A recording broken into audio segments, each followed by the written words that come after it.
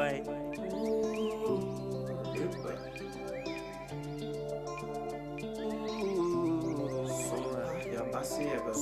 Yasin SOMPA manijeni akati apana unu warada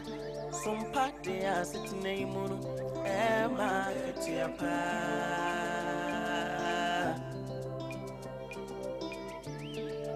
Yeno mai munsama KWADIE munsamjina ne kasebo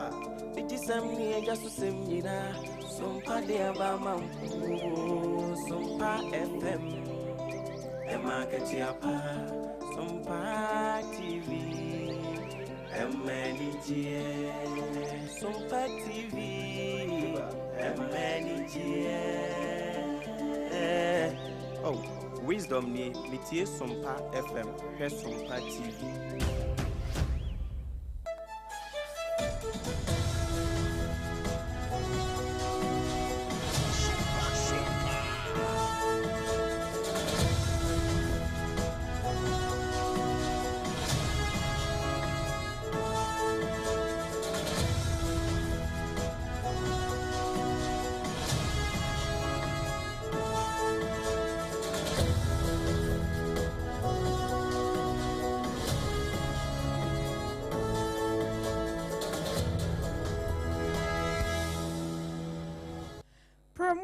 To Amanda Shema Munina Moha, I SOMPA 106.5, SOMPA 93.1, I was Santa Mantemu, Ayuko 100.7, one more so Afebi, Asante Mantemu Krono, Paris, France, Abuch Memoir, Aye Adam for Radio, Takwa 101.1, Takwa 103.3, Tachaman, SOMPA 106.1, and Sunyana 98.9, Morin Fee, Sawakon Kranzaka Sebo, with me at TB, Ebrawa Body Shawan SOMPA 90.7. Doma aya SOMPA 101.3 na Doma Kronwa 100.7 one mafakasi boy ewa Doma FM e mawre mfisa mankasi monso yadamo aya Kingdom 106.1 wode koda na so ni Facebook ni SOMPA 106.5 and www.sompaonline.com and some ubenya bi na wakenkan na fe woko kana shaban radio ya wakana shinsuwa wamo biamu kuhu adehye no etie bi information centers babro beso hane aduasa num munyina ya damoase hajia special foods na dawroma ena kaseboy eba makwam kasa natural mineral water se wadi nsu krogen anso atayechi na time herbal mixture so aboa malaria fever otu ase ete afi honom ena samu ayete abramo awiabre neni anemu no ebi ene se afutuo akwa magana for ya womote South Africa mino emu se enne wabra omanfo a ete honom se womo ye kire no obi anhwe se obehedem na wansanfufuro mu no na Ghana mara se bedwam womo tenase LGBTQI+ bill no wombedi ho nkomo sanso ana minerals commission womo adiaba se womo wonkrata womo tufuma gudie wo mayimu no se womo bu mra so a emra ene wo bedi Pediatric Society ye wo mai emu dia to mampani John Dramani Mahama ni mu se enimenimu ya galamsey no womra bonten emme declare public health emergency. Eze dunkati antontum general wona na kan wose ebra na MPP fo womo ewo eye aban no enya de a Dr. Mahmoud Bawumia wo ye niam bi na sa niam no ye wo hu nkomo ababeda dwa se enei wapanyipa ya APC amanyoko no wadano Dr. Alhaji Hassan Ayarga wanoso atwa krata tentente dia kwakoma mampanyi e dia fa KGL NFA National True Authority wamo ensansam no ehu NPA adwumakuo no e dia to dwase womu a womu etwi tanka ibi e wo maimu no akatua ye de ma womu no esua eninti na ama womu ede womu ho ehye galamsey mu secondly ma se bedware na ka sai ble nyame che ama wose bayanka yanhwe omayi sane ye ka ene transport system no etie no yenya system kura e wo ho National Service Authority so dia ba se one more abiem a churchfo ba sempem wotwe ne akire yi wo mon konkosoma ban no afebako Techiman South Mrase Bejeni ashe ayenyame so ade adesuafo be yo hadru num ya wo mokogye ntetie e wo tertiary institutions ahodo no waso wo masene na bunu regional minister eno de ato akranya kwa brodo manim e wo SOMPA sunyane eno wayi secret bi apie na secret no de aba ne se ebra mampani akufuado na wate abanya so no ka de kana banka chimpanifo no fana resign na wahene ya wawo ahogono community ya no ewo nsasra so electoral area Doma Central sam ane yekan na ade aresode ato empanifo anim se school feeding ane kg blocks bi won mo a won mo hia ya wo se aban ema no ho eye eha Brekum Chelsea boku no womo ede eda na me ya duma won bekwa akokata womo striker we free mu Dominic Frimpong echi no womo de abetuja Ewiye ya ka say South Korea special envoy womo Iran na pani odi anim no kwa ya wone Abbas Arachi wono ya abrochire minister wo Iran akobo nkomo ni nyina ya straight of foremost account yani amoni ya de ahia ana awiabre yi ayeme AKOSUA AGYEIWAA kwade boaten mene ADWOA ASARE Obrempong OBREMPONG-NANA KWAKU AMPOMAH oduma kuma chi ame ne me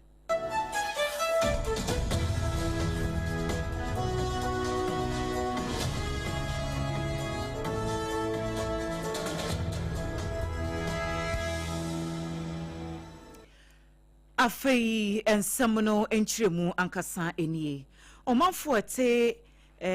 matata ya enono ewo South Africa mine emu ene womu nyina ete womu ho agumontene eso anopai kura no womu hye ye kire no ase ni nyina ene se adehye bi a womu firi womu ama so a womu te South Africa mine mu omanfo kire se womu yaji enyuma hodo aboso ya womu kura timamufuo no womu nya enyuma no bi enye enti ehu behia se womu betintasu kokko ede a kira ban se sebe womu ntimi metena womu krom na womu oman ne ye womu de ya na ekombede womu na wobi firi ne maaso aban abenyamu adwuma aye na womu kromafo no te hokwa na womu ekire mu se anopai beye no nkronkro a ena womu ehye protest no ase na ebasa no ama nipa binumu ne titru ene Ghana de hye ya kwakopie mu ewo South Africa womu ekwakope bibi abafie no womu busuafo yem hyehye womu pa se ne ekosui wanhye ya na ede wo haw ni susanso boni bi akwakobra de hye ama obi kura ho akwakoka enam so ema dwamtirenia woda Ghanaian community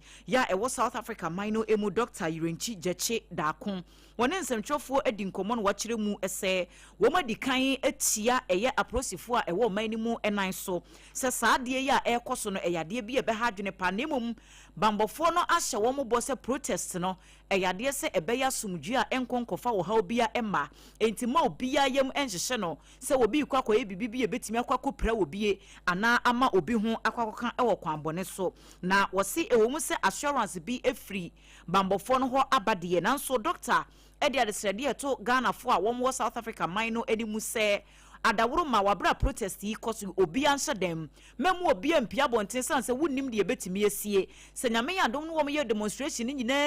wie na baabi adwode a wo baabi kwa ubetimi akọ. So in fact, I got information this afternoon that there is going to be a peaceful march in Umtata. So I contacted one of the station commanders in Umtata, one of the police station, a station commander, and he confirmed that there is going to be a peaceful demonstration. But the police are on top of the situation because it may tend to be violent. So he assured me that no, even though there will be a peaceful demonstration in the town Umtata tomorrow morning 9, but the police are putting a system in place so that the situation does not turn violent. So that was the assurance that I received this afternoon. Yeah, in fact, when we got the information, we got in touch with the High Commissioner, Mr. Kwashi, and then we also contacted the Premier of the Eastern Cape, Mr. Oscar Mabuyani. So they have also put in system in place. We aye dwamtireni ya wada Ghanaian community a ewo Mtata eye South Africa mino emu Dr. Irenchi Jeche Dakon ena wote se wode ne nsem atudwa no afi yenkwa Ghana mrashe bedwafie na mrashe bedwafie aye kwei ene ya samene wokase ya konumti no a ya no amohwe amamra ene ho ensansam so ewo mrashe bedwam no wo mo tenase Parliamentary Constitutional and Legal Affairs Committee ya womo ya adwuma pa aboa mo man Ghana ne manyina koye na pani a oda no sabere prempren honorable Mahama Shaibu ya ono chairperson ono na de daboya mrashe bedwani na bedi a kire kra honorable Enu James ya ono ya Tema West wono na vice chairperson ana honorable Anyimadu Antwi kwa me kra kan de ho oya ranking member Sabre kro ya Santampoli wono se deputy ranking member guche gumira se badwani ya wono mu nyina eka ho bie na honorable Adam Samza kumbungu wono so ya member ene nipa hodo ebro ye mako dunso wono mo kwatena se ni awon kwa akoye ho adwuma kese pa no eya asamba ko eda pro so a ene ansode ni feku ahodo ni nyina de o mano atumbi LGBTQI+. Plus no de want say bebregu atire kwa kenkan yenye yie. Sa bill no a akwada mrahye fie no. Edi eda so e wo mrahye ho no ye fe no Human Sexual Rights and Family Values Bill. Ene ye kan say anti-LGBTQ+ bill no. Na wo so mo kwa kwatena si. Wo mo kwa kwhwe ni nuturu ne masa ni ntrukusu nu ba bia hyehye bia ba bia so mi ye ho adwuma bia no. Ba bia wo say full stop kurasi wo mo de besi. Afe ba bia wo say ye to koma niema space ye bo space bar no so wona bebo afe ba bia kwahye mark kura wo no won beto kwahye mark the point na siase kama se ba ya sabi previous and if any kura kenkan a wo be huna kenkan ne ye no de acheche ne ma afe wo mo enche kura won be ye ne ntantam so a na nimanimu ye wo mo de abetum panimfu animu amrase odwam ho na wo mo ye ho adwuma ntententem na afe ye de mra no de aba na nam so ma sa ye so se ne mampani aka se ye de mra no betu nanimu a wo be swan correct pa na Ghana fo nyina won no sanse mu no isabe won so no ampa won de akoto nanim na mampani so atimi aswan ne kama pa wei ane nsam a every Ghana mrahye odwafie eba enkosi se ye betena se what bite so no na ne omkoye ye nyina ho no jesem no ya je ne kama e de abra wo Ora Isaac Andrew Stanton ana ye panye kwanchro for Minerals Commission watano dwumadie sonko bia akoso e wo mai mu efa na fomagudi ayetuo sa bambo mu anafe apomde mu Ghana de hyenom ye betumi anya bie no ehu dwumadie sonko ene koso ye opanyipe wokasa ye ewase aka obi amwoto project ya mane wo manfo no mu a wo mu kita tumi krata se won mutu efomagudi e wo ma Ghana mu se won mu srepa enya se bia aban na ma wotumi na wo concession nti na wo kwa akotu efumagudie no sabio kwambone so ba wie kire na Ghana fo no wanka se ya pom de mu nsem ekwa akototo ape wo manfo no kwa wo so a afei ne nkoda wo mbe wo no sabio na ekwa akoye bibie ho wo sa de ndi aban ne so kora na woni a wotu fumagudie a wukita nkrata ye dimu na aban ne behunu se won hyehye a aban ne twato wo de ma wo no sabio nya no na wodi so na momwa wo de wo pɛ na ye adwuma de won krata no Ghana ban ebetumi agye. A single catastrophic event, a tailing spill, a fatal collapse, or a child labor scandal can wipe out decades of shareholder value in less than 48 hours. So when a mine suffers repeated incidents, multiple things can happen immediately. Insurance raise their premium or withdraw coverage, and investors begin to talk or ask difficult questions around the boardroom table. At worst, the mine can be shut down and then impacts livelihood and economies. A mine that cuts corners on safety is a mine that is building a mountain of liability. A low investor wants that. If your partner operates unsafe, you are responsible. If your contractor ignores environmental protocols, your permit is at risk. We have seen too many cases where a principal company claims ignorance whilst a subcontractor cut corners. The excuse no longer holds. The Minerals Commission holds the license holder accountable for every actor on their concession. This is our position. Maintain SHE standard across all partnerships and be prepared to bear the full weight of the law. I was on a turn and Kay Ayapanye Quantro for your Minerals Commission watano Ora Isaac Andrews Tano.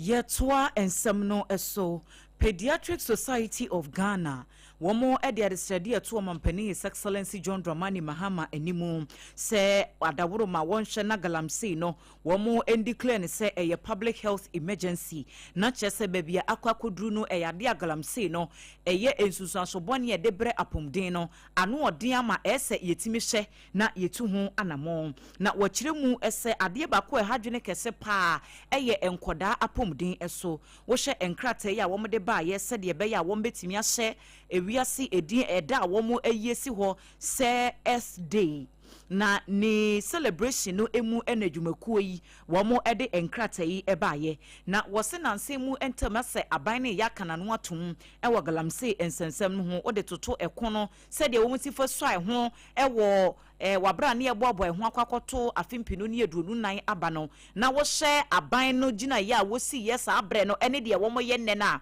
wutimu se ensunsuaso kese pa ya ede ebre wo man ya hadwene na wo se galamsey no ukokuro nkuma hodo no mu ne titru a ensema hodo a emma bontene emma yentene yenhunu bi no eno ne do so chen de pia bonten enkoda bebre ho asabe wo be wo ba no wo se asa na adwene no enhye dan sisi su yie wo ko school a wo sua de ye pa ne tirim kura na sabe ye de book ni wura mu kura enko o se sa niema we nyina ne mpepi no ensunsuaso ni bi firi ensuo no a maamefo no wabra nipa na fa nyensen no wonom se wokọ galamsey communities ahodo ya wo moye ne kese mu ensuo no nyina sei ensase no nyina sei enti nuane o ensuo ni nyina enye papa enti maame ne konom odi aduane no a ubo se enye nsunsuaso bone e wo nyensen no so ye bo akoda no na sabe e bia brain tumor bi anase e bia na dwene no enhye da ezisusu yie enti wo moye wo ntwehwe mu hunu se saade ye we no sabe enya no a ye de ka kwa e ya de a evidence wo hono mu anase data e wo hono mu a wo mbetimi di a kire se apomden ho nsam no enya de se ekoye kura enam sa galamsey ensensemi enti wo nam sa enkratai so e ka kire aban afe enwumaku ahodo a wo mo ka bia ewo mu se adaworoma wo mo enhye no wo mo ka bi enkyira ban se de be ya wo mbetimi atu galamsey yi eho anamo na daachi bi no nia ye hunu no kura no enkonkoboro so na enkofa wo hawo embre omanfo apomuden afe yengura manyo sem ni sikasem famfra kakra na most general entontum general se runkatia wonenam apa west ho ba bi gira pa famfra mu ho ni nyina ya thank you to no a wasase last year oguso Ghana so pa nti oguso da Ghana fo ase se wo moto aba edema kiri ya manyo ko no a se wo mo na ye di aban e wo my Ghana mu na oshi amanfo ye wo gira pa no eno se free e ko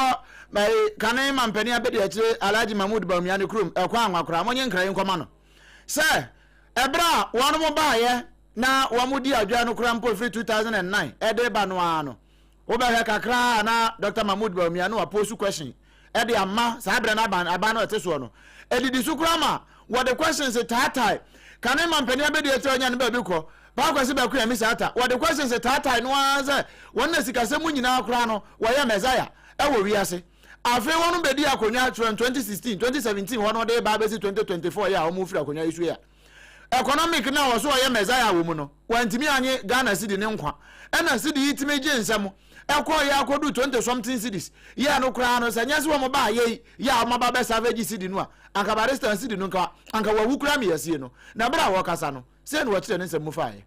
Everybody says that our government is doing well. They quote the fact that we have been able to arrest the dollar, which Mr. Somebody took 8 years to try to arrest, but failed. We just used 6 months to arrest that dollar, and it has never escaped up to now. The previous government used 8 years to try to bring inflation down. We used less than 1 year.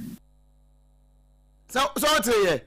and Mr. somebody no kan nyina wasada no bezo ibodi yo ne mom ni nyina no wototo de mane Alhaji Dr. Mahmoud Bawumia ya wono na sesei wo kura frank anum den a wo ya ho ngirepe e de abaji 2 minute every one sem no wo se wo bia wo se wa kire sidi de akoma IGP de atu prison na wo wie ya watimi ye jailbreak prison break pa ama wo de ne ho we ye most general esedun ketia ntontom general NDC for chairman no. Na Director General of the National Lottery Authority Yero Mohammed Abdul Salam na senta mo de baba tu ja etrasa Ghana pan ena mampani Rajon Dramani Mahama eso ahye sa National Lottery Authority and KGL Technology Limited contractor eda wo mo mienu entamo no e wo se ne kine yeda one more epa wo abejoko na fei wotena se na wosan so ehwemu bium na nkame ese sa contract ni mu no ene sane aginaye ne sitie no nkame ese KGL Technology Limited wamo ene aban contract no ya akwa kwantenkore se wono nko a ena abefo lottery ehon sensem wo mbedi hu dwuma eno aka hu bi amakrata tententen every APC amanyoko no enchen aba na Dr. Alhaji Hassan Ayaraja wana panyi kwanchofo a wada amanyoko yano ne nsa ene hyase ene wo kyo se sene aban no hyase a wo ye ne hyehye na wo ne djuma edefa no enyade a wo mbetena se kura no ma ye nhwehan sanse anhwe yi a wo man no ekwan a ye chacha to esitie e wo abefo so no ebekwa akodi baakofo botom nam so nti wonom akoto asra aban na wase bibi dia kire ne se saa contract no a eda National Lottery Authority ene KG of one time no a aban ne pese wo hwemu no wo mo hwenu se bibia mbedam frenchem na afeso kurampu no ebiem enkwankwa ye se baakope ankronkro dwumakuo bi ena eba no lottery ho nsensem wo wo mbehwe de ho dwuma na momu no aban ne babie mu amanipa biata wo sefata se wo no so de nimdie ni nyansa na hoden ene ne sika baba taakire no ye be masafo no nyina kwan wo se yakoba na saa no a ebeboa ama oman no ye chacha to no etumi akonkan na fe ehan enso to eho dwumadie biata ye bedie e wo man Ghana emu wo ensemfofo emuno National Petroleum Authority NPA dwumakuo no ebo amane se eniema bi koso wo mayimu a eya hadwene ne nyina eye wo mo mutwi tanka ehyen ahodo yi ebi ene wo assistant no wo se wo mo atete se wo mo ye ejai adwuma na wo mo ye no na galamse yi wo mo akwakoye bi na wo se mpempi ukọ empotem ahodo a galamse ni wa se nkrofo yi ede ehyen no eko area hɔ ne fango no baabi a wo de kɔ bɛhwɛ sɛ mate na gya driver ni no wɔ hɔ wo be frɛ na wo hu baabi a wɔde afa wo gya driver ne kɔ akotu gala ɛna wɔm sɛ saa de we ye ɛkɔso no de yade bi ha dwen no so o ɛnyɛ bɔne ne nyina ɛne sɛ adwuma na wo mo ɛyɛ ne sika empepi ya ne etua tanker drivers no ɛnyɛ kora ɛwɔ fom kura enti nipa no woni nkuranhye bia so osode anopa kura obekọ adwuma obo won so wo abusuafo wo yere wo ma e wo mo a wo hwe wo mo ne niam ahodo bia wo pese wo ye enti sabi sa sika kuma bi na ye de ma no na de bia wote esen achi no wo twi wo so wo madwuma no so ne de ne enti senka ensakere bi betimi akọ na wo mbenya akatua papa ogidi pa se enko mu nya adwuma no enko ye galamse na wo se enye no nko a na wo mo ye hu adwuma wo mo ne DVL fo e ka bom se de be ya wo betimi ama entitiye ede ama tanker drivers no sanse wo madwuma na wo mo ye ne emu oden wo bo ho no mo kura no a experience no wo mo nim adwuma na nkasara wo magya to ho e na akasa be wo mo a wo mo afei na wo mo aba wo mo ye adwuma ntu bo nsa akwanhie pan saa it is wo mo timi ma wo mo training no a eno nso betimi aboa na yeyi wo ma free galamse site no na ye boa ama akwanhia ho nsem so no eso ate. We are also looking at training, so we have invited the DVLA to come back to us and look at the nature of certification. Who really drives a tanker? Excuse my language. Would you ask anybody to drive you, even for you, the NPCA? That's your life. How much more driving highly inflammable items? We really want to know everything that goes into it. So we are having a collaboration between ourselves, fire service, DVLA, and the union, that's the tanker owners union, and the drivers. See how best together we can resolve the incidents. Ene ya yekoti esesia yi eye panyinipa ya woda NPA adwumakuo no ano yewura eduji tamaklo na wone mpenifo ahodo bi a efri emrasebedwam select committee ya womo ehye enyinamahodenie so na ehia ya owura yi ede saa ensem no etudwa afei wo ensem fufurum no sekune emrasebedwani eye onyamfo blay nyameche ama wona na ekasa wo kan de akira aban sa ban wonhwe ye pa na wonya saa adwumayi na beboa ne pa hwe akobadie se ne yete wo man Ghana mu na titiri pa wo man kasa no wo man na kasa ya hyenka no e wo man mu no aya something which is there bibia wo ho kakra o de hwe fa STCC uwie kra sanfa kokofa metro mass aya lolo eno kra de mfo ye nhunu ba bia won de ne nam kra na wonam saa yeso eka enam weesu nti ena manfo wo mo GPLT uni brotoa ene kwansanfo ne wo mo aka nyina no wo mo buru wo man ne suje tre saa ne ompe no wo mo ye wo man no ena wo mo so saye nwa esan say o man no nkasa no kra no ye di o man mu o manfo ni mu hwambo anu nti wo ka kira man ye pensesamu ensesamu na ye pen e total overhaul sane wo kwa ye ayi o ko change wo yire no utwa ni nyina free na asa de foforo abegum anu nti won de wo ka so wo man no transport system ne be ye ya yes aban ne ye ne ma we didi so yi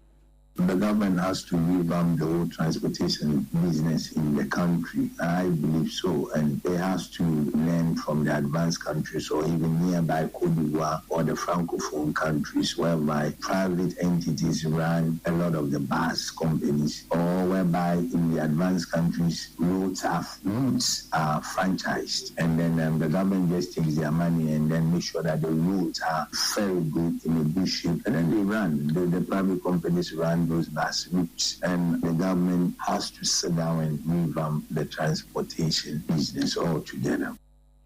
We yera nyamecha amable waro na yasa kunde mrashe bedwani na wo kan semi e de achira ban sa ban fa na bebo an pa Ghana aban ewo bibi wo se wo mayi se wo wie nto aso school ana center tie school no a aban no waso bwa kosom no afe ko na afe ewie kire a wono mo ede wato bia ya hodo sefata na watumi akwakoye adwuma ebi enanam so ma National Service Authority wo mo a sa adwumade sunkun ehye wono sa ede aba ekyerese akyerɛkyerɛfo a wono akwakwaje ntete na opeso obedi teacher adwuma ewo mayi mu no enipa ba sempem wotwe aha nan dunsia sebra ye kasai womo adwuma toto miaya hodo a ebre no awiadu se wo mutumi kokoso mapan no afe baako wono mo kyerem se wei ayenhyehyɛ a esafata pa na edimu awo mai mu sansa Ghana no ankasa no sanhye we miehunu se anokwa asomasi anaso obenten wo hoyi esebio babia waye na adwuma kwakoduru ene se ni osibi so maban ne so mpenti no ene ne yema na adwuma nya ne ne kyene yata na wono so entumi nkwankwa kyene mu ene aban enya adwuma akenwo bi ama ene krata ye ba ye no Obapa Ruth Sedo wano aye Director General at the National Service Authority wano ananensa ehyasie ya wano ebo amane se nipa mpem edun wotwe ene akyire wano hwene mo kwanse no kyene yada wamo dwumadi a wano mo kwakodie se National Service for no ebehyasie na wie kyira aban no hwem ya yahodo a wado wano to ebesefata wano na afi wano kwakoye adwuma ede asom Ghana aban Ye kai wo se premtobre kasebo ena wasungusu a wutie SOMPA 106.5 FM Accra yene ya affiliate ahodo Ghana ha ene amanone wo ensemfofro emuno Techiman South emrasebedwani onmonyamfo Martin Ejay Mensa Kosa ena wode atu dwaya wo kiremu ese nyamedwuma ne de enyese sebe sofo a wogina sore dem nko aprichie dabi nemom si ebeboa wo mu a wo mu nibie ne ebeso wo masene eno nso eka ho ne sa enti adesuafo beye oha ani adurunum ya wo mu kwakwaje ntete ewo suapon ahoduo emu ewo na bato mpesoa no so no wahye aso wo masene a wo mu school fees de wafa ho ka na enura ene wo dance sika nyina achi edema wo mu beneficiaries no nso wo kiremu ese yebekoso aso ebinum ase kopem se ade na wo mu ekwakosua no wo mbetimi awie na eye bono mantam regional capital eho ena wo mu koye sa adwumadie yi na honorable enkasa emu no ene wode atu dwase enipa bebre wo hono ma wo mu wo pene se wo mbeko school na nso fa mekono eno na akwakoye din ena sabe dodo no aso otum se nipa die na adwene na abobe wankasa ya wotimi nyaboafo bi mane so na sene a ne wode esi na nisu se wo pese wo ye ne wo betimi ahye no waye ne sa pepepe na wo se enye wei ene di kan enye wei nso ne be ebetwa to obekoso aye di obetimi bia se de be ya wode beboa sankrofo ni nsem a wode to sofo maame otutu etu enim ne bini up to about 3,000 near the Mama. This will be requesting in our 1,500 near the Mama. It's between 1,500 to 3,000. I know the one case of the buyer a number. In a so they say, Yabama, would be all the person of the coast. No way to make a Dutch pay them for one. Yes, it's been done with locations who are less brand new to the classroom program. You will be out of their hands at their school. I feel at the other two months, they will teach us for about the home of their school. Best teacher awards, if you ever so. We aye Techiman South mrase bejani onmonyamfo Martin Ejay Mensa Kosa na wakasa wiye no enna Techiman South NPP amanyukono constituency chairman yo wo hono mo owura Muniru Tanko wono so ebo honorable abasu ye pa se wetimi etu na mo bia etisei na wasere wo mo a wo mo nya we so mfaso ne se wo mo hye honorable enwonyam no wo mo hwese ne sika no enye kwa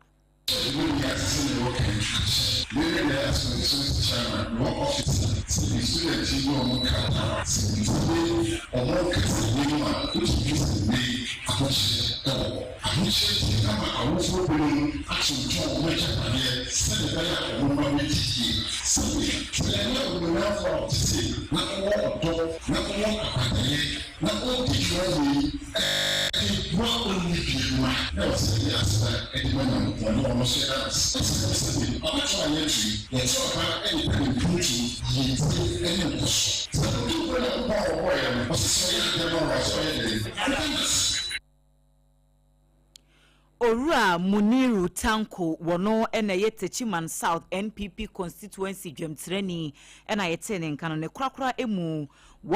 womunya ayeyiso emfaso no womso da honorable ase Kweni empia ya maye awofo asoye nipa yese ne se ya meme ni bidabia senya be ya obenye bia ma ye no mografo ni bia kaye ma yese ne se ye ne sabe sumbia nye sika onfa me watechima sa constituency nye ne nkwa na woye de bia woye ana kai je metimi aka ne se berade yankopon nhira no nhira na o ma ne nkwa ho bi mu me de ye na mpa ye ba ko pe na me bomo ne de bia ye ka say oya de oya me betu na Jimmy say 150 students me back home or level 100 na owachi mu po bi nso say ye woni pa ne bebre ho a baby aya na mpempenso a obedru no on pese obi bedru ho but owachi mu po bi say ahu je no bi be ba be hye na namu na dwuma pa odi ne nipa no nso aba betu aso say chi mu po no kwa kraye ade kese pa nti ke mesra ni say radi ma no kwa eni ahoden enti womo a womunya honorable ayeso emfaso ena wote se womde womonsem atu dwa no amanebo enyina sofu mame otutu etu the shooter woman enkyere mu ewo sunyan na usunsusu kura entimi nyane efunu no enti efe no se esun enyane na ewo ya bono mantam na so afọ oda no ayenunyamfo lawyer Joseph Adakwabo a won na ka sai wo se na nsan ya ma etwa mu dada ya wa mo Ghana for pamono ya mampani akufu ado aman no oh so only on MMDC is na na sa time no pa edin koma anka wanka beti no mo su bre papa koma fandia boy wo market ya kra de ne mfo kra eno nti ka de se na nyanka sa ho bi na ya kasa na no mo ahu so mo ko position adeda aw ko mu ja adwuma no kra ko mu ja kra san se na afi kra de adwuma na fro na wo kasa nyina no na ye accountability forum bi a wono mo ye prejudice afumu wodoma ehwo no de sanse mu nyina akoto dwa na wo ye to anase wo ba nan kakra de afafa mu ahemfafra mu woni ma ayekoso a na wo kono na oni nyakwa bro no ma ye ono wo sompa sunyan en wona ne boss ankomo ya wono so tasi ne nyina from 98.9 edibe pie 106.5 ye focus adwuma ene ye beye ya medidi atem ya mekaka safin amfa obia ho ne montumi na nananom mode ahye yensem no eno ene ye di adwuma tene ye Ghana ebefa ne ntuma pa efra nananom ye ba ban mu 2025 ye municipal assembly 2024 sika MPP aban edema wo e won fa mo assembly no ho bra na yemfa binyem puntu dwuma no 2024 no nyina no sika eba assembly no ho no eye 719,000 2024 719,000 that is 7.1 billion titisikam 7.1 billion no mechanized boreholes wa tank sisi sokra no send betimatu enso se sika yi na MPP aban 2024 ye de bre doma municipal assembly abraho send say na DC fo no bi omo agi appointment no dada wey aya lawyer Joseph Adakwabo ya na ebro mantam ni nyina so afọ awoda no na sa accountability forum na pani a wo mu yini se dwemtreni aya ba ma twuma si ba kwen wono wode aseda PSA pa edema mpanifo wo wie no ode to so no chese no kure mampani mahama ne second coming wey wo wonde wo awrehye pa se bekoyie ne mo se bekoyie a sa ba ku bi o mkofa ba ya friend se operation recover all route no emu nsensem wo ma Ghana fo nyina hu awia mom se krogen ne mu adwuma pa no wo mo nyamfa mo man no Sama ya teno ahayi ewura wate mo amunim on bibi ehie say de say physically we na kura mpo a baby wo bia wo follow eni nyina chire nso me anso ifiri ha meko na makwa akọ bibi a isi hese ewura osaje force ya de doctor adwuma bedo wa sembi ya wotaka wo hwe obi na sɛ wɔyɛ adwuma na n'adwuma no so ani ɔhyɛ bɔ a ɔdi so a ohunu enti sɛ ndc aban ho mpanimfoɔ regional minister ɛne municipal chief executive ɔmo ba ha bɛka saa nsɛm wei kyerɛ yɛn a yɛbɔ ho mpaeɛ a ne sɛ nkwa ne ahoɔden sɛdeɛ ɔmo aka nyina ɔmo bɛyɛ deɛ ohun no wɔ projection yi so nneɛma a ɔmo ayɛ deɛ ɔmo so ɔmo yɛ nyinaa no nim sɛ ɔmo bɛyɛ Ghana ha sɛ yi ɛyɛ unprecedented history sɛ ɔmampanin bi akɔ asan aba ɛyɛ baako pɛ owura Mahama na ɛnam deɛ ɔyɛɛ a ɛsɔ Ghana man ni enti na ɔkɔɔ ɛwasen aba menim sɛ ɔbɛsesa Ghana yɛnim sɛ ɔbɛsesa Ghana wei ɛyɛ na barima atwuma si bakwan ya ɔno yɛ dɔma atwafo hene na ɔno na yɛ kofia so ahene pɔpɔrɔ paa ya ɔwɔ hɔ ɔno na wɔka saa nsɛm wɔ nyinaa na abra wɔka no nipa no wɔgyina ne nkyɛn no nti onya saa akuduro no ka de kyerɛ ya sɛ wɔnye na wɔma wiase nyinaa so nti bi no na akua nyankwa brɔ no ma ya ɔno yɛ adwuma ɛdema yɛn yɛ ɔsompa 98.9 ɛna watase no nyinaa kama ɛde brɛ yɛn yɛgusuara gyina dɔma na ahogono community ne yɛduru ɛno ɛwɔ nsɛsrɛ so electoral area ɛwɔ dɔma central bono mantamu na nanmayɛmfoɔ ɛne ɔmo ka bie wɔ mu anade adesrɛdeɛ ɛto aban no anim ɛbra bron regional minister yɛwura ɛyɛ lawyer Joseph Adakwabu a wɔbɔ anan na wɔkɔ hɔ sɛ schools ahodoɔ yɛ wɔ hɔ no wɔkɔ akɔhwɛ sɛnea ne bɔbrɛ sitie na afei 3 unit classroom block bi wɔn mahwɛ na wɔn masi ɛde ama adehyeɛ na ɛbra okodu na nananom de wabɛto ne nim sɛ school feed no a aban no ɛyɛ no ɛnya de a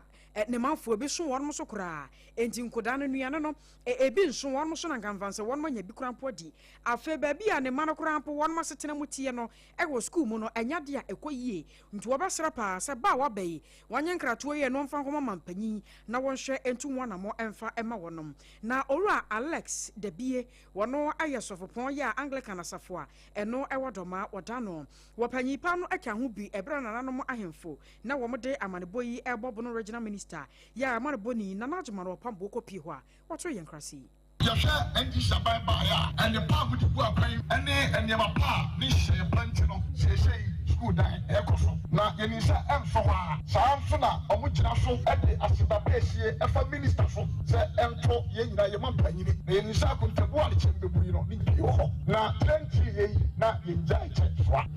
yɛhwɛ a paa ɔmo ayɛ nti no yɛsan agyina nananom anim sɛ ɔnto yɛwuranom ɛne yɛ minister ɛne da yi wapia ɛnibonyam hye yɛhwɛ a school dan yɛsi fɛfɛɛfɛ atikyafoɔ nɔkora nyamea ne baabi a ɔmo te ɛɛdi enti ama atikyafoɔ ɔmo asetena no ha kakra ɛwɔ hɔ ɔmo firi ha na bi ma kɔdɔma ahenkuro ne ade ate ɔmo asetem ɛɛden enti yɛkyerɛ sedɛ so awie no na yɛde tu yɛwura anim sɛ ne bɛwɔ ma ɔmo nkɔmpɔ na ɔnhwɛ teachers banguru ɔmfa ɛnka school dan a ɔmo de ɔmo nsa aka ho na yɛnyɛ teachers banguru na yɛnyɛ teacherfoɔ mmiɛnsa na nan kora na ɔmo ɛbɔ asetena wɔ ha mini sɛ ɛbɛboa ama ɛnwomasua atumi atu mpoa no sɛ akɔ so saa nso na deɛ ɛtɔ so mmienu a yɛn nananom yɛgyina mu na yɛde ato yɛwura na anochi no ana doma central education director Ora Prince Adom Danso one nso so ede kakra to so esra de suafo no se de nyina no ne papa mu won se ne be yankoda no da ache be ya fentia enti wo sere empanyifo ye won mafamu di a ade suafam so eto genkura no a Among the India, Yasida, maybe I wish Manya soon be me. Now, and some of my school die was no. The original minister, why are the fair before their mammy? Nina, Egina, Shapa, Yaman Penny, His Excellency, Tommy Germany Mama, Emma. The meanwhile is a Konya Meteso, Dr. Jackson, MP, maybe a wetchery. And Konya, my officers at so on one a supply a my. They were a minister, buying a year, baby, said the bear training, and you see a bit too. If you believe highly inflammable, my office for no repair from my bombing, many problems. They were a regional minister. Nancy, I'm a war, the Miwan is MP Secretary Ephraim. But say, my friend be any my dear plan, so if you and take a warm. Your friend of scholarship. I was your warrior Doma Central Education Director, Yura Prince Atom Dansono, Nana Crocram Wono, and a Bono Regional Minister, Yura Joseph Adakwaboa, and so the Kakra at Waso, Ya, was so Basrapa, and they know as a Shayna Equia Bino, school feeding no crampono, one more atom, at your free addition for Makuma so, and as a schools 20 so at your schools in Makuma at your 9 hour Doma Central, Ninano, I was say Ghana for and far serious pa. Sofo esanka che ahogono ha school feeding no ebini ha nananom no preseme wom ne se yebo no na Doma Central ha municipality no na schools 25 pe ena ye school feeding schools mako 25 na Doma ha schools no eye dodo ose ye nuamo MPP for sike 4 monsem school mako 25 ena no mo school feeding ya baye afia ni schools no ya pagam amanadru schools mako 40 nananom afi ya besan aban bebo ne ho modern ede schools no bi aka ho na se schools no bi ebeka ho a ya bedwen ahogono so nananom nia ama yenuamo amammo mfie nwotwe anye yie nyina na se yenuamo de yeko IMF na ka ya burago yehia badwemma se His Excellency John Dramani Mahama. I was your warrior lawyer Joseph Adakwaboa and Obono Regional Minister and na yetenin king. Brekum Chelsea bo boku no womo abo amanie di datea. Nyame ya dum amwo kwakọ kata wo striker Dominic Frimpong echikra ya wono no arehosam esi ye wabra na wo ne Samates FC wo ekobo wo match Ghana Premier League na ekoso na kromfo bi ekohia wo ewo kwan mu nam so ema abrante Dominic Frimpong wo hwere ne nkwan ya no empinifo ebo amane se nyame ya dum a eye ebenada April busumi ni de etoso adunu nwotwe 28 ena womo ebeye wakekeeping no wombesiri pesa anadwo no ewo asen dansame de backgrounds na de chie wukuada ye April ni de etoso adunu nkron 29 no na womo akokata ne chikra na abrantie ya ye ka ne ho asemi eni nuanom enkron ena fei na wofo ena sisia ewo honom ya womo charge ajo enya asem keto ene Ghana ha nyina de ato man nyina eni na womo kiremu ese de asie no eyade bia ehadwene entinyame ya adoma saa 28 no eni 29 no Ghana fo nyina emeboa womo ewo asendan same honom mfimfin mantemu na womu ntimi nkata abrantie echikra na efiri saa bre no ekonso no womu hunu anamon a womu ebehye no womu etu se ebusua no de womu ebeye ede aboa womu nso no na womu aye 80 Dominic Frimpong wono ena eda ye Facebook page no eso nyame ya doma 29 ena womu ede ne bekwa akɔhye fom afi yentoa ensem ne so ewo ensem foforo emu na abankra tepani ya ogina maade hye ewo ahafo no Southwest eye wonu nyamfo Abubakar Sadiq wose wantena ho wabeleko a niama enwuma pa mponto nwuma ekoso wo na bato mpeso ya so na mensi no mu na wote wafete se ya twetwa ahoma mu ya de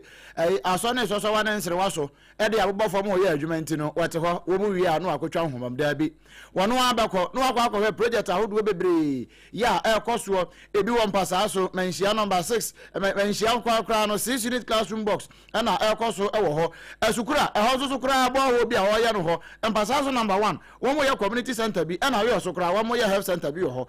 ene niam ahodo bebre wo ye no wo bo woni aduru ho na bra wo kɔ no na woni ya mane boni Ebenezer wusu ansa ena nam na wo wie wasise kire no therefore but oba yoso the dia contractor na ya juma aduru no ya ni aso ya bomba baso ya show mun client so mo ro eni aduma so engineer so ahwe the aduma na CCT no ama no so advice contractors ni ko no fa so be aduma ni e amaye but e ka cho mo maka nyina say mo speed up e fa maye say na be ya e ti na aduma bebre obi sa fans so asema fans here say mo assurance no fans here e wo obi obi bia the sika I ready that was last week and yes aka e fourth quarter see contract be obi tembiano isika ready is ebeka ni sika because you are John Dramani Mama this are sika common fan 80% na the be na enye sika ketwa see yanso adwuma no my intermediate mind na district engineer Faro South West Mensinumu Ora Beatrice Efiabuache one also the kakraka ho kire a contractor for no say ya mama omohonya ha na omunya say akwa na no de ni bi na omo twini nya say wo mo ko ba bi no na no de say am akra Internet site yako borehole site yako classrooms na yako health project site bidudona period in 8 months it be 5 months but they have assured us and technically I can see they can finish within the period now what the project na mom so far the quality of the work done so far is perfect it's okay and they have given us assurance and we are satisfied with the work done so far. We Mame Beatrice Boache Afia Canadian ho ena wade nsem we nyina atu dwa wono na ye district engineer ya wo Afano South West mention no emu Ebenezer owusu ansa ena wage nsem nyina baaye Aboy Crash Panyini yo wo abrose ebu kwa mankase mention mu finfi mantamu ayo no manyafo Daniel Mensa na wapanyi ade adesrede atonimafo anim titiru ani adehia wonmo ate empesedua sese wasrepa se ade efre no sakro no sem keta sheproye womo horo womo sakra emfamfiri humuma edins bi etesa ema wonma dwene kura nanka fanse wonma hyase se womo etu ho na mo wose woni a woyɛ sa no yɛ mamoni kyese wompa o man ni ye wo pa o man ni saye so o man no endwiringu ekoba no san so dia na emmoa ebra woni monyamfo yi kasa ni ama no boni Eric Anan horma otwe bibre yesi ebusa foza yen kan yi de ejumo on be yi ode yen na yesi de we yesi empede bebre senuanom was one ma no why bibi da gwekuwa da bebre no ya dwuna yi de wenya mwa abrodo on nti no no be ya dam azaboy until dam oya ne ma no ho de nti na yes rank of fire ye wo krom ha mama yemfa nsakeka nkwa za wodi bedi dwuma no ho cementa na anwatri no ana Ora Richard Okrampa Aban wano ada eye Okrampa Aban Foundation ano wano so ekasase. The Soul Cutting event will be embarking on 4 key projects. A 20-bed facility health center will be building. Afei wahene ya wano ewo empeseduase wano akroya sanso ye benkumhene ewo ebrosebu traditional area nana amansa odum nana ede sei ena etwaso. Me nyina ye hwene nya ye fim pesirade nyankopon na dum wa boy man bia yemre fi ya bon paiman nyankopon man wo dwem bi ori ye bia onkodo na ye fuche ne bonsu de o man pesirade ya ye krado ye de kuru ye ahobrase ye babboa amadwade no abam ama wiase nyina ehu ne sam pesirade so ye piade pa I was away fifi mantamu ene free ye jana reso ne adan ye hotel ye ba amono nsam edetwaso.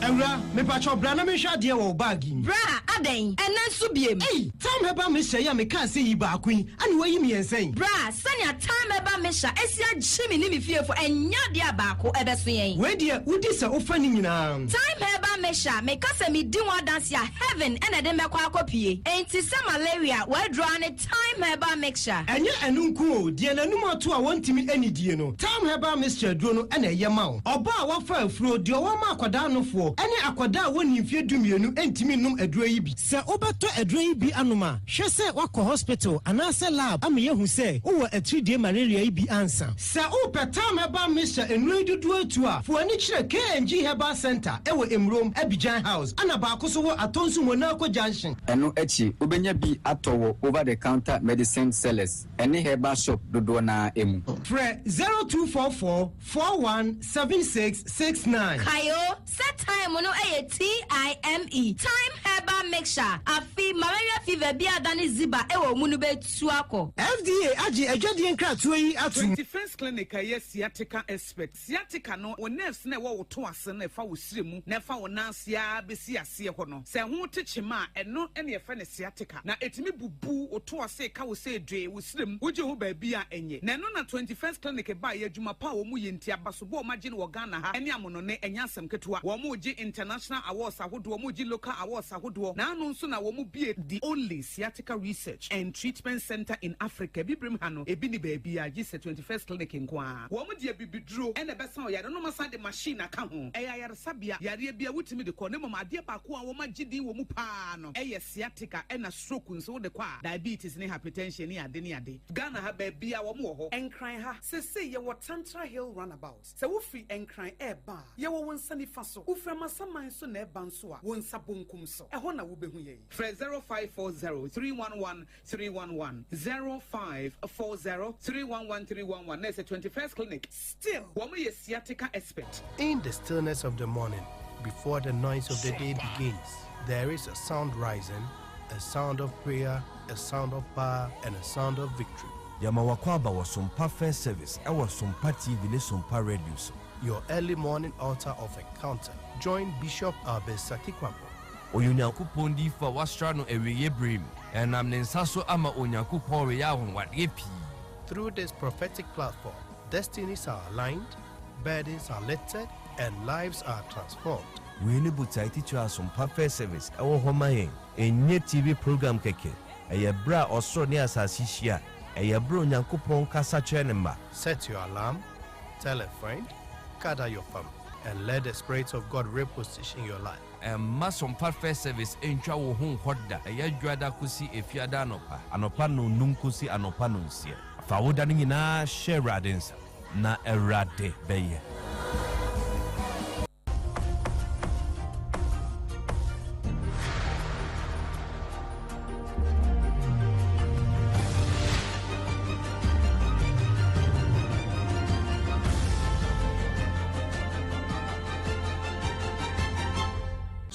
TV Emma Aketiapa. No kore Emma Aketiapa. Ye den samna kwa wie ewo amanone. Wa amanone nsemu no. We special envoy kra. I friend say Chong Byung-ha. Wono onya te Byung-ha na ha ne bedi anim sa den ye kire hokra ba ko san be hye ho a. Na se South Korea wo mo asem ne ye ka kuri. Na wono mo akọ Iran akọ hia Abbas Arachi. Ya wono na ya brochire so afọ foreign affairs minister ewo Iran. Womu koshia no mu ko capital town ho Ghana Hanka Accra he ya no ma ba be shia omo de ne ye Tehran womu ko ye nkomodidie enra anwumra asem ne ye kan o be se no ndubre mu ho en womu koshia he ni nyina ne se no akra de betu anim se womu so machi ship mienu womu sisi ship no se womu ship no ntwamu wo Strait of Hormuz ne so eno na special envoy Chong Byung-ha wo kopie mu ho en wo kire se eja enokra pa arachi ni amo ye no de eye mo amasem na mo ye na emom se South Korea yankrofo bi wa ha wa kira se South Korea for nationals no be se aduanan wo mo akamu wo Iran ho na South Korea for no wo mo vessels makoma aduonu nsia eno so akapo no so ya yenya mesin ko emphasize straight no mu nko ye eno ntu nde wo koka kire won se wo mo ma wo mo krofo no ntwam nkoboko na eno na Chong-ha wo kasa no na rachiti wo no dead there's wo bon trinko eno wase ni awo kan de nka ye no kre pan nanso ye Iran for yete wo ye nya hwe ye nka obi abone ena Israel for ni US for abeto ahye yeso nti se mu wo bibi kan mo nko kan kire US ni Israel na wo munya isa sabi eniamo ho sam no wo ye no wo mu jae a ye nso ye bejae se won beji atum no mama South Korea for wo mo nationals no mo 26 vessels ni nyina atwa mu akono emre ne nkrabia na be kire eno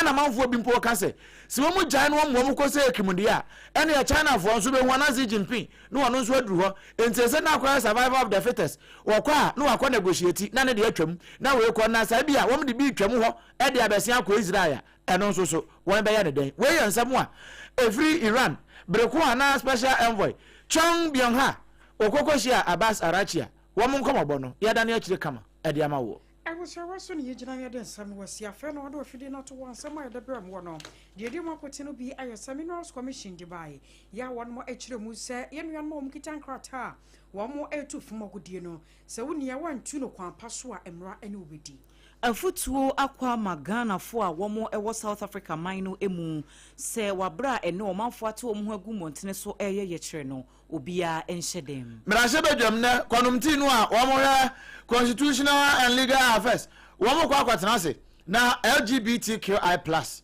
wɔn adi ho nkɔmɔ. National Service Authority and so ekyiremu sɛ akyerɛkyerɛfoɔ wɔn agent tie bɛ sɛ mpem du nwɔtwe ɛne akyire wɔn mo kɔ akɔsom aban no afeko. Pediatric Society of Ghana wɔn de adesrɛde ɛto mampani John Dramani Mahama animu sɛ galamsey no ɛbɛyɛ nimenimu ya wɔn embe declare no health emergency. ɛsɛ du nkatia nam gyirapa ɛna wɔn ka kyerɛ wɔn hɔ ne wɔwɛ sɛ aborɔfo wɔse mampani abɛdi ɛkyɛ sɛ wɔn sample so ba bɛdi mampani Alhaji Dr. Mahmoud Bawumia wɔba yɛsi di no wɔse wɔakye ahyɛ jaili nanso wɔntimi anya ho hwee. Sanso ana nananam ahemfo ɛne ɔmanfo mu kabie mu ɔdɔma central adiato aban no anim sɛ wɔn mo hia KG block na afei school feed no aban ɛhwɛ sɛ bono ɛne fafra mu ɔmo nsa bɛka bi. NPA adwumakuo no ɛde ato dwa sɛ wɔn ate sɛ sese galamsey no tanker drivers dodoɔ no a wɔn de wɔn ho ahyɛm no wɔsi ɛyɛ wɔn akatua ɛnyinti. Saa ɛne ɛno kura na no a yɛwura mpanimfoɔ bebree kura ka bi coalition foɔ de bi to so ɛno na sekundɛ mmarahyɛ badwane sɛ ɛnyɛ hɔ nko a drobafoɔ na ɛyɛ adwuma ma aban no yɛnhwɛ wɔn na afei transport system no yɛnhwɛ ne yie. Yɛfrɛ wɔn yɛ kwa amana ne ɛwɔ nso de yɛsɛ ɛna ne tie. Wɔn akɔ akɔhyia wɔyɛ special envoy ɛwɔ South Korea Chong Byung-ha wɔkɔ akɔhyia Abasarachi sɛ wɔn 26 vessels ɛne 40 nationals a wɔn abɛka mu wɔ Strait of Hormuz no wɔn mie kwan no wɔn bɛsɛn kɔ. Time heba Mr. malaria fever draw aswaya senekasa na chome na wata senka ncho se enso kwa jeno no hajia special foods. Yadamu nyina mo asedamwa.